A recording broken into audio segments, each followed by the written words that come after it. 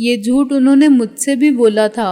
رابعہ نے کہا، یہ کمینہ پن ہوا ہے۔ کسی نے باہر کی طرف سے روشن دان میں نمودار ہو کے کہا۔ مجھے اس کی غصے سے چمکتی آنکھیں نظر آئیں۔ کیا ہوا بھائی، خدا نہ خواستہ تمہاری ہمشیرہ۔ شٹ اپ، ایک لفظ آگے کہا تو، اس الیکٹریشین نے کہا جو مائکروفون اور سٹارٹر کی بدلی ہوئی جگہ دیکھ چکا تھا اور اب اپنی جیب میں سے دوسرا مائکروفون نکال کے صحیح جگہ پر لگا رہا تھا۔ اس سے پہلے کہ میں مزید کچھ ارشاد فرماتا، دروازے کی طرف سے ایک محافظ نمودار ہوا اور تقریباً ہم سے لگ کر کھڑا ہو گیا۔ اس طرح کیوں گھور رہے ہو صالح صاحب؟ میں نے کہا۔ غلط حرکت تم کرنے پر آمادہ ہو کہ میاں بیوی کے درمیان کھڑے ہو۔ چلو 1.5 انچ پیچھے ہٹو۔ محافظ مجھے اسی طرح گھورتا رہا، لیکن رابعہ میری بات پر مسکرائی۔ ہاں تو زوجہ محترمہ، میں نے کہا، عرض میں یہ کر رہا تھا کہ اپنے پروگرام کے مطابق نو مولود۔ یہ کیا ہے جی، آپ سوال نامے کی بات کر رہے تھے؟ رابعہ نے مجھے ڈانٹا۔ امال نامے کی نہیں؟ ہاں یاد آیا۔ تو طے ہم نے یہ کیا ہے کہ اس سوال نامے کے مفصل جواب دیں اور سب کچھ سچ لکھ دیں۔ صاف بتا دیں کہ جب امریکی سفیر نے ہمیں طلب کیا تھا اور $1 کروڑ دیے تھے۔ خیر یہ سب تو تم نے بھی لکھا ہی ہوگا۔ تم نے رعایت کا غلط استعمال کیا مسٹر سکندر بخت۔ وہی شخص مجھے دروازے میں نظر آیا جو رابعہ کو لانے کا وعدہ کر کے گیا تھا۔ میں بالکل نجی باتیں کر رہا ہوں، میں نے کہا۔ اگر اس پر بھی تم کو اعتراض ہے تو میں خاموش ہو جاتا ہوں۔ وقت ملاقات ختم ہونے تک میں رابعہ کو دیکھنے کے سوا کچھ نہیں کروں گا، وہ بھی بری نظر سے نہیں۔ اس لڑکی کو لے جاؤ، وہ مجھ پر دھیان دیے بغیر بولا۔ محافظ فوراً حرکت میں آیا اور اس نے رابعہ کو بازو سے پکڑ کے کھینچ لیا۔ خدا حافظ، میں نے ہاتھ ہلا کے کہا۔ اب میدان حشر میں ہی ملیں گے، پریشان مت ہونا، میں خود تلاش کر لوں گا تمہیں۔ دروازے میں کھڑا ہوا شخص اندر آ گیا۔ یہ حیرت کی بات ہے کہ تم ان حالات میں بھی ہنسنے ہنسانے کی صلاحیت سے محروم نہیں ہوئے۔ سب کی طرح میں بھی روتا ہوا دنیا میں آیا تھا۔ میں نے کسی فلسفی کی طرح کہا، ہنسنے کی یہ مہلت بہت غنیمت ہے، کیونکہ آگے پھر رونا ہے۔ اس نے پھر سر ہلایا اور سٹول اٹھا کے نکل گیا۔ وہ سر ہلا کے بہت کچھ کہہ جاتا تھا، بعض اوقات یہ انکار بھی نہیں ہوتا تھا اور اقرار بھی نہیں۔ اس کا مطلب کچھ نہیں ہوتا تھا اور کچھ بھی نکالا جا سکتا تھا۔ وہ حد درجہ ٹھنڈے مزاج کا آدمی تھا، بالکل برف کا بنا ہوا، جذبات سے عاری اور ظاہر سے باطن کی خبر نہ دینے والا۔ انٹیلیجنس سروس میں وہ اسی لیے کامیاب تھا کہ وہ گرگٹ تھا۔ اس کی شخصیت کے رنگ بدلتے رہتے تھے اور وہ ہر جگہ وقت کی ضرورت کے سانچے میں ڈھل سکتا تھا۔ اس کا اصل روپ کیموفلاج ہو جاتا تھا اور کبھی نظر نہیں آتا تھا۔ میں تھک گیا تھا اور میرے زخموں کی ٹیس پھر بیدار ہو رہی تھی۔ مسکن اور درد کش دعا کا عارضی اثر کم ہونے لگا تھا۔ میں بستر پر بیٹھ گیا اور سوال نامے کو بآواز بلند پڑھنے لگا۔ پھر میں بہت دیر لیٹا رہا اور جاگتی آنکھوں سے خواب دیکھتا رہا۔ انسپکٹر سندر مر گیا تھا اور مجھے اس بہادر، شریف اور محب وطن انسان کی موت کا بہت دکھ تھا۔ مرتے مرتے وہ ہمارے لیے نا امیدی کے اندھیرے میں امید کا ایک چراغ روشن کر گیا تھا۔ شاید اس کا پیغام اکرام شیخ تک پہنچ جائے، پھر شاید اکرام شیخ یہاں تک پہنچ جائے، SSP ضامن رضوی کی سپاہ یہاں تک پہنچ جائے اور دشمن کے زیر زمین قلعے کو فتح کر لے۔ ہم نیچے بیٹھے گولیاں اور گولے چلنے کی آوازیں سن سن کے خوش ہوتے رہیں، یہاں تک کہ انکل رضوی کے ساتھ نازو، غالب اور اکرام شیخ نمودار ہوں اور انکل کہیں، تم پہلے سے بہت بہتر ہو۔ ڈاکٹر نے دروازے میں نمودار ہو کے کہا، تم کو میں کچھ گولیاں دے جاتا ہوں۔ 303 کی؟ میں نے کہا، اس کے لیے رائفل بھی تو چاہیے۔ Good joke, very good joke. Doctor نے ایسی بری شکل بنا کے کہا کہ مجھے اپنا بچپن یاد آیا جب ملیریا کے علاج کے لیے کونین مکسچر پلایا جاتا تھا۔ یہ گولیاں درد اور تکلیف میں 6 گھنٹے آرام دیتی ہیں۔ وہ خشک لہجے میں بولا، کھانا کھا کے یہ 2 گولیاں کھا لینا، اس سے نیند آ جائے گی۔ میں ان کا عادی ہوں، 4 سے کم نہیں کھاتا۔ میں نے کہا۔ ڈاکٹر نے بے یقینی سے مجھے دیکھا اور میری سنجیدگی کو دیکھتے ہوئے اس نے 8 گولیاں میرے ہاتھ پر رکھ دیں، ان میں سے 4 رات کے کھانے کے بعد۔ وہ بولا، سب اکٹھی کھا کے مرنے کی کوشش مت کرنا، تم مرو گے نہیں، ذرا لمبے سو جاؤ گے۔ پھر اس نے مجھے ایک اینٹی بایوٹک انجیکشن لگایا اور رخصت ہو گیا۔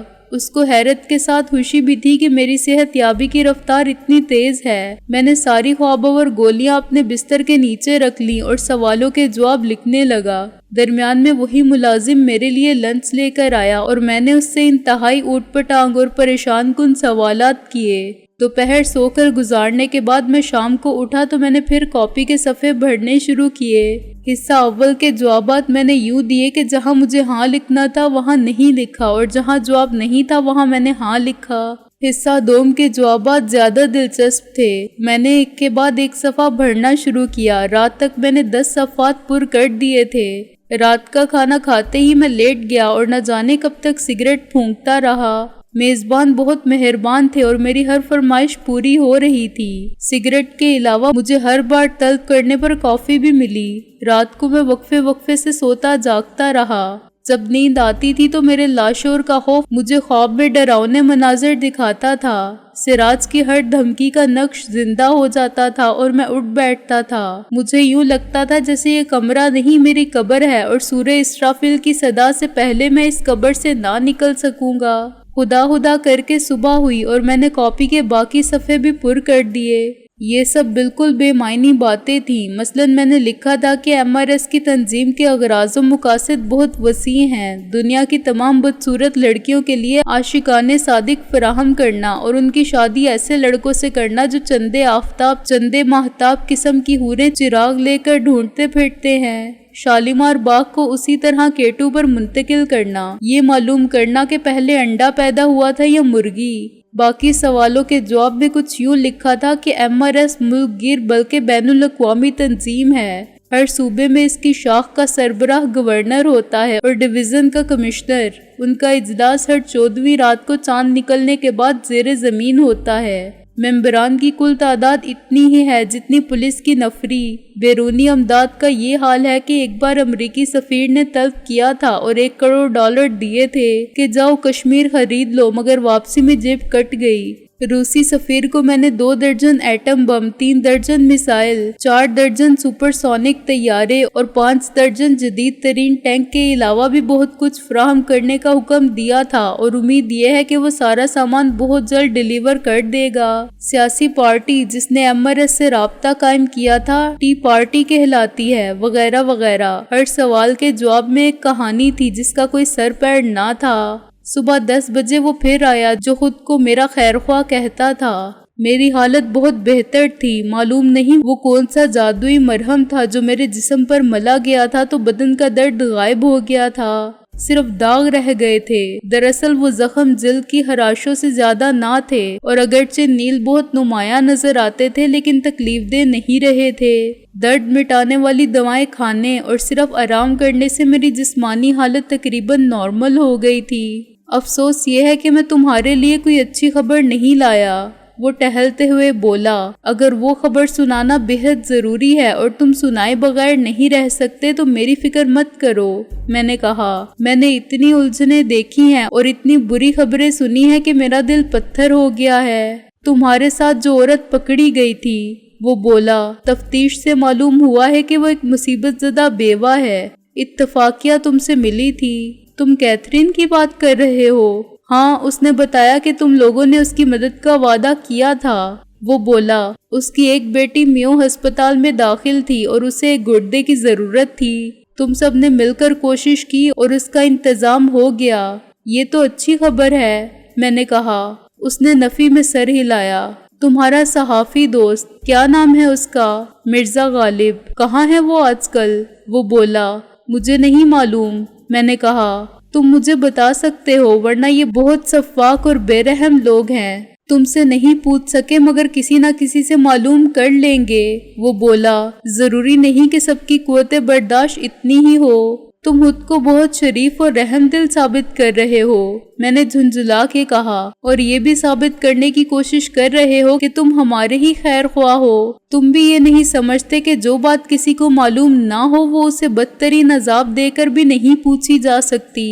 میں مانتا ہوں کہ تشدد کے جدید طریقوں کے مقابلے میں انسان کی قوت برداشت واقعی کچھ نہیں، لیکن ایسی صورت میں انجام کار تشدد کرنے والوں کی محنت رائیگاں جاتی ہے۔ اپنا وقت اور توانائی کسی کو ذہنی اور جسمانی اذیت دینے میں صرف کرنے اور بعض اوقات جان لے کر بھی کچھ نہ پانے کے بعد لوگ سچ کو تسلیم کر لیتے ہیں۔ یہ تو ٹھیک ہے، مگر یہ میرے اور تمہارے جیسے لوگ نہیں ہوتے کہ ان کو کسی احساس پشیمانی سے پریشانی ہو یا ضمیر کی خلش سے۔ وہ ٹہلتے ہوئے بولا، آدمی مر جائے تو ان کو اتنا صدمہ بھی نہیں ہوتا جتنا کارپوریشن کے اس ملازم کو جو لاوارث اور آوارہ کتے مارتا پھرتا ہے۔ یہ آدمی کو بھی کتے کی طرح پھینکوا دیتے ہیں اور بھول جاتے ہیں، اور دوسرے کے ساتھ میں ایسی باتوں سے دہشت زدہ نہیں ہوتا۔ میں نے دانت نکال کے کہا، تم مجھے وہ بری خبر سنانا نہیں چاہتے تو نہ سناؤ، یہ مت سمجھنا کہ میں سخت سسپینس کا شکار ہوں۔ سوری، میں دوسری باتوں میں الجھ گیا۔ وہ بولا، تمہارے صحافی دوست کی اپیل پر دوسرے اخبارات میں کام کرنے والوں نے بھی اپیل کی اور پبلک میں سے بہت سے لوگ آئے، لیکن اتفاق سے شہلا کا گردہ میچ کر گیا اور وہ بضد تھی کہ جولی کے لیے کسی اور کا گردہ نہ لیا جائے۔ ڈاکٹروں نے اسے بہت سمجھایا کہ اس حالت میں وہ رسک نہ لے، وہ ماں بننے والی ہے، لیکن وہ نہ مانی اور میرا دل ڈوبنے لگا۔ کیا شہلا کو کچھ ہو گیا ہے؟ اس نے نفی میں سر ہلایا۔ شہلا کو نہیں تو کیا اس کے بچے کو؟ میں نے اٹھ کے اس کا گریبان تھام لیا۔ بتاتے کیوں نہیں؟ اس نے خود کو چھڑوانے کی بالکل کوشش نہیں کی۔ وہ میری آنکھوں میں آنکھیں ڈال کے دیکھتا رہا۔ ابھی تم نے کہا تھا کہ تم ہر بری خبر سن سکتے ہو، گویا تم خود کو فریب دے رہے تھے۔ میں نے اسے چھوڑ دیا، ایک گہری سانس لی اور بستر پر لیٹ گیا۔ شہلا کے بچے کو بھی کچھ نہیں ہوا، اس نے اپنے کپڑوں کی شکلوں کو درست کرتے ہوئے کہا۔ بس شہلا کی قربانی یا اس کے جذبہ احسار سے جولی کو فائدہ نہیں ہوا، وہ مر گئی۔ او مائی گاڈ! میں نے اپنا سر دونوں ہاتھوں میں تھام لیا۔ جولی کی کنڈیشن ایسی نہیں رہی تھی کہ اتنا بڑا آپریشن کیا جا سکے، اس نے افسوس زدہ لہجے میں کہا، لیکن ڈاکٹر کے پاس چوائس نہیں تھا، وہ رسک نہ لیتے تب بھی جولی مر جاتی۔ اس میں 50-50 چانس بہرحال تھا اور انہوں نے گردہ بدلنے کا فیصلہ کیا تھا تو زندگی کے 50% چانس پر، لیکن قضاء و قدر فیصلہ دوسرے 50% چانس کے لیے ہو چکا تھا، اسے کوئی بچا نہیں سکتا تھا۔ کیا یہ بات اس کی ماں کو بتا دی گئی ہے؟ تم سب کے سب شیطان ہو، اسے تو سب سے پہلے بتانے گئے ہوگے۔ میں نے کہا، دشمن سے رعایت کی امید مت رکھو۔ وہ بولا، میں نے تم کو کل سمجھایا تھا، میں خود شاید یہ نہ کرتا، مگر ہوا یہی۔ اب وہ تمہارے سامنے ایک شرط رکھیں گے، تم سب کے سامنے۔ کیسی شرط؟ میں نے حیران ہو کے کہا، یہی کہ اگر تم غالب اور نازو کے بارے میں بتا دو اور ان کے سارے سوالات کے صحیح جوابات دے دو تو کیتھرین کو ہسپتال بھیجا جا سکتا ہے۔ کیا؟ میں نے چلا کے کہا، کیتھرین؟ ہاں، اس خبر کا اس پر غیر متوقع اثر ہوا ہے، وہ بے ہوش ہو گئی اور ابھی تک بے ہوش ہے۔ وہ بولا، لیکن اس کو ہسپتال پہنچا دیا جائے تو وہ بچ جائے گی۔ ان لوگوں کے نامہ اعمال میں ایسی ہزاروں نیکیاں درج ہیں۔ میں نے تلخی سے کہا، بہتر ہوگا اگر کیتھرین کے قتل کی نیکی بھی کما لے۔ اس کی موت ایک صدمے کا نتیجہ نہیں، اس کی موت جانتے بوجھتے طبی امداد کی فراہمی کو روکنے کا نتیجہ ہوگی۔ میں نے اس کی بات کاٹ دی۔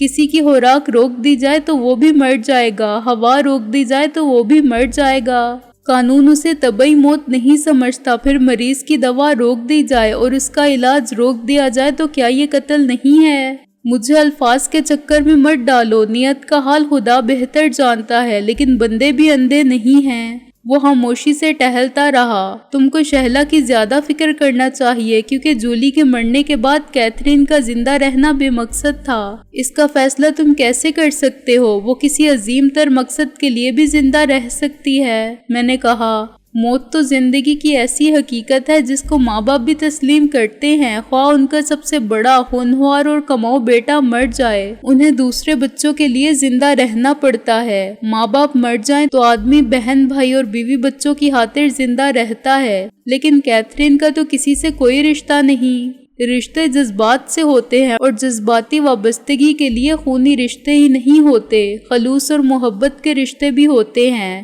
خیر، یہ بات تم نہیں سمجھو گے۔ یہ بتاؤ شہلا کا کیا ذکر تھا؟ میں نے کہا۔ وہ رک گیا۔ میں نے بتایا نا کہ اس نے ڈاکٹروں کی مرضی کی پرواہ نہ کرتے ہوئے خود کو پیش کیا، ایک جذباتی حرکت۔ تم اسے حماقت کہنا چاہتے تھے نا؟ میں نے تلخی سے کہا، نیک دل رضاکار بہت تھے، ان کی پیشکش بھی انسانیت کی اعلیٰ ترین مثال تھی۔ شہلا کے پاس تو تعلق کی ایک وجہ تھی، یہ اجنبی لوگ تھے جن کا جولی سے دور کا تعلق بھی نہ تھا۔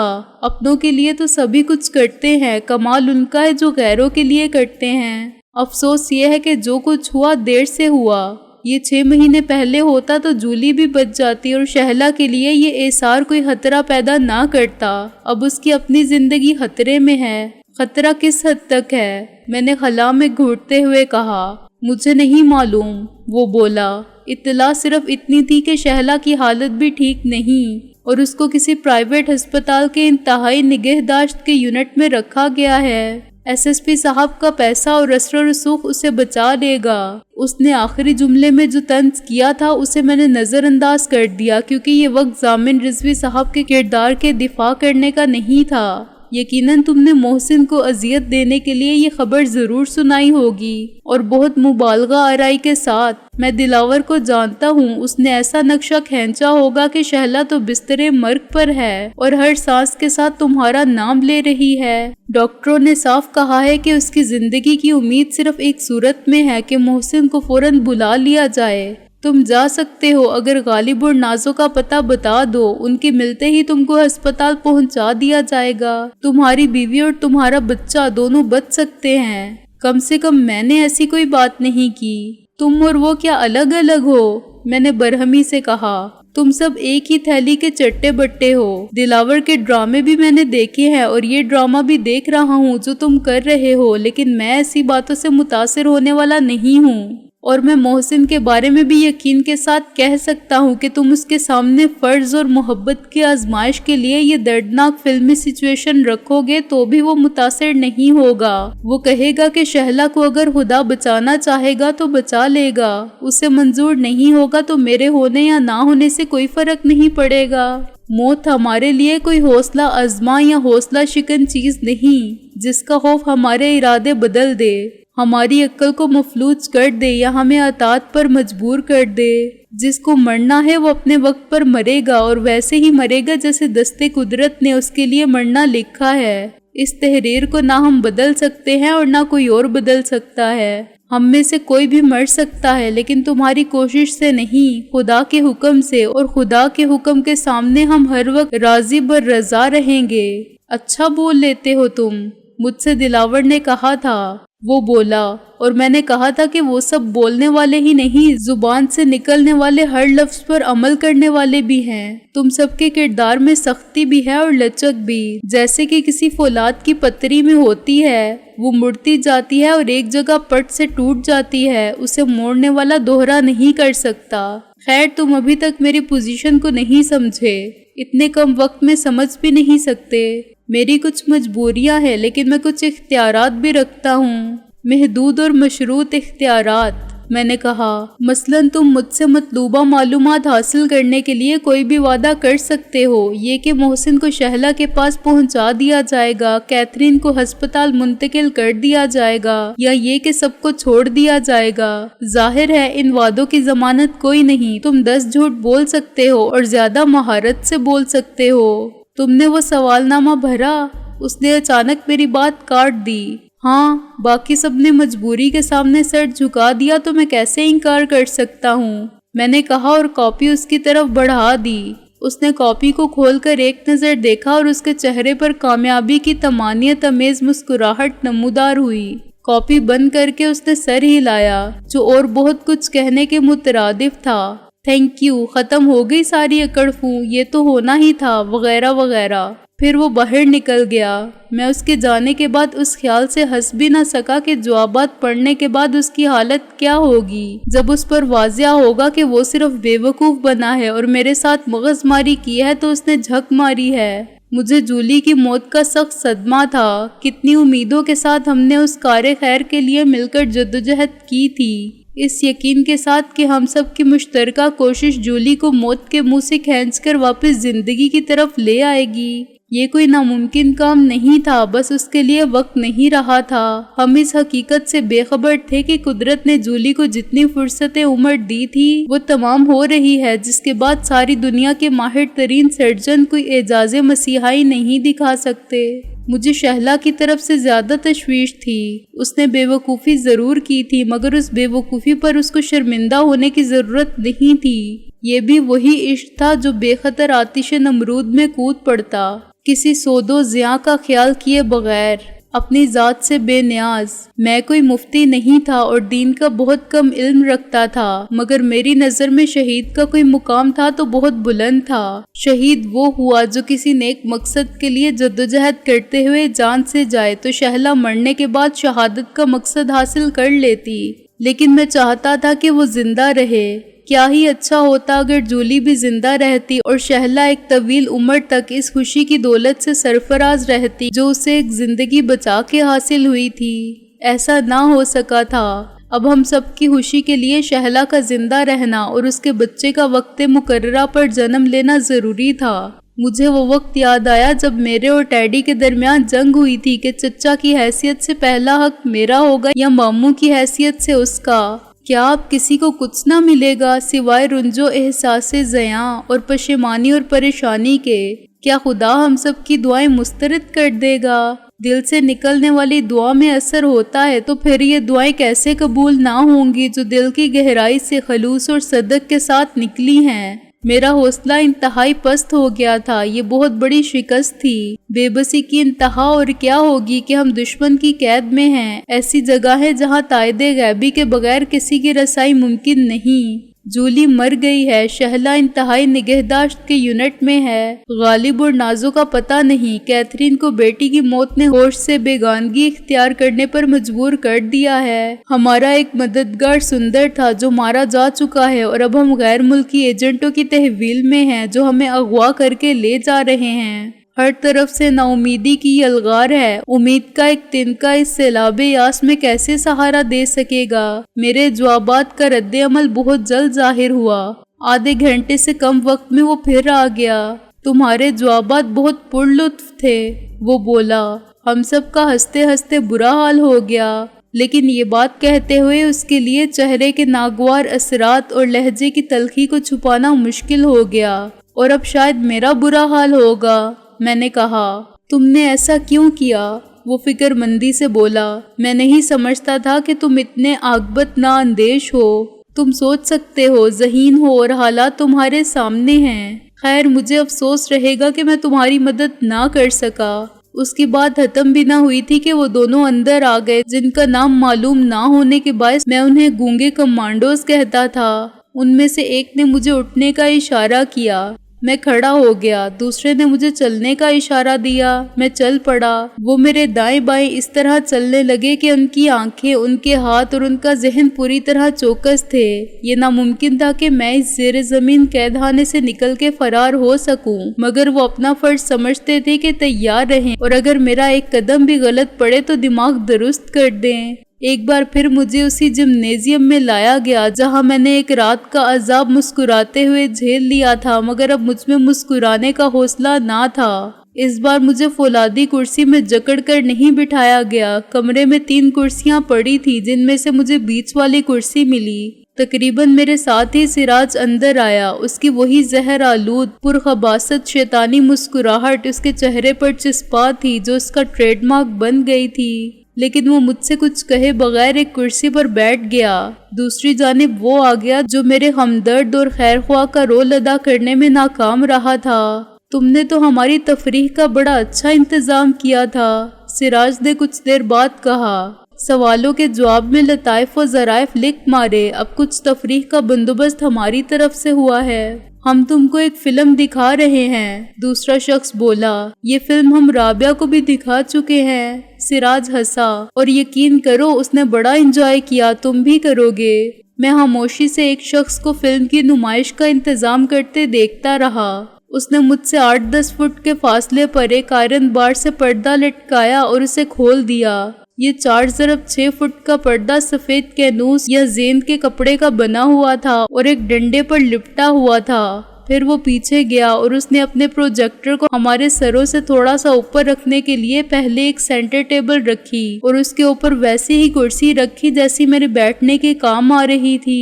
اس کرسی پر اپنا پروجیکٹر رکھنے کے بعد اس نے پلگ کو پچھلی دیوار میں لگایا اور لائٹ کو پردے پر فوکس کرنے کے لیے میز کو آگے پیچھے گھسیٹتا رہا۔ بالآخر ایک سلائیڈ پردے پر نمودار ہوا جسے آپریٹر نے بالکل ٹھیک فاصلے پر فوکس کیا تھا، چنانچہ عکس بہت واضح تھا۔ میرے ذہن کو ایک الیکٹرک شاک لگا کیونکہ سلائیڈ میں ایک عورت کو دکھایا گیا تھا اور یہ عورت رابعہ تھی۔ اسے لباس کے بغیر دیکھ کر مجھے اتنا صدمہ نہ ہوتا جتنا اسے انتہائی بے شرمی سے مسکراتا دیکھ کے ہوا۔ وہ نہایت بے باکی سے کیمرے کی طرف دیکھ رہی تھی، چنانچہ مجھے اپنی طرف دیکھتی محسوس ہوئی تھی اور میرے لیے اس سے آنکھیں چار کرنا مشکل تھا۔ یہ عکس غائب ہو گیا اور اس کی جگہ وہی عورت دوسرے زیادہ شرمناک پوزیشن میں نمودار ہوئی۔ میرے لیے یقین کرنا مشکل تھا کہ وہ رابعہ ہو سکتی ہے، مگر اس میں شک کی کوئی بات نہیں تھی۔ رابعہ دشمن کے قبضے میں تھی اور اس کے جسم کو خوراک یا لباس سے محروم رکھنا اور اسے جبر سے کسی بھی ننگے انسانیت فعل پر مجبور کرنا ان لوگوں کے اختیار میں تھا۔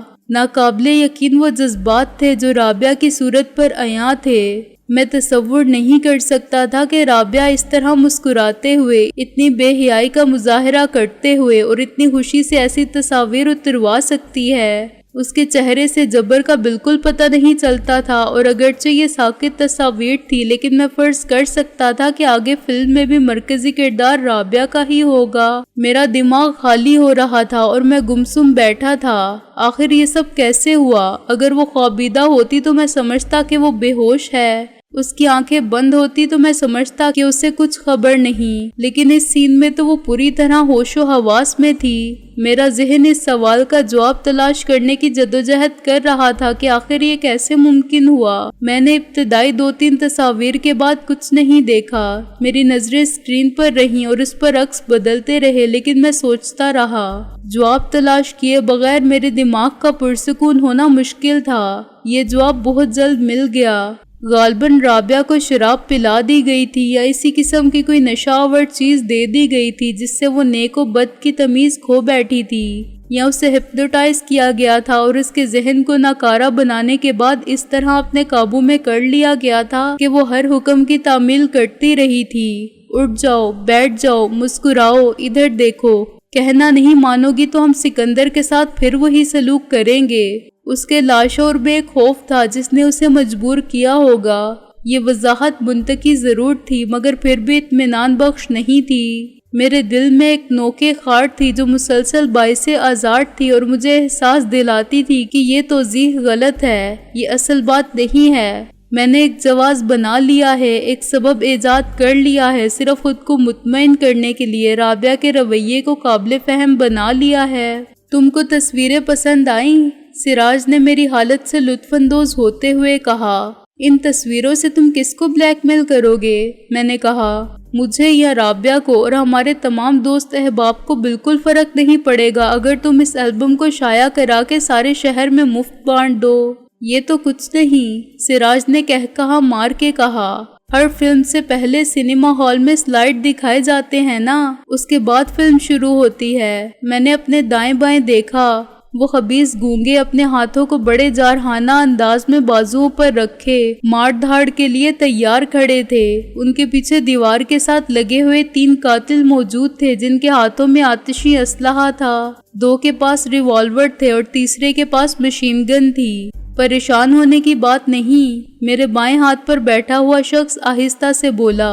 اس فلم کا رابعہ سے کوئی تعلق نہیں۔ اس پیشگی اطلاع کا شکریہ، میں نے تلخی سے کہا۔ اب اپنا یہ کھیل بند کرو کہ تم میرے خیر خواہ اور ہمدرد ہو یا دوسروں کے مقابلے میں کوئی شریف اور مہذب آدمی ہو۔ میرا خیال ہے کہ تم زیادہ نمک حرام ہو۔ اسی وقت فلم شروع ہو گئی۔ معلوم نہیں وہ کون لڑکی تھی۔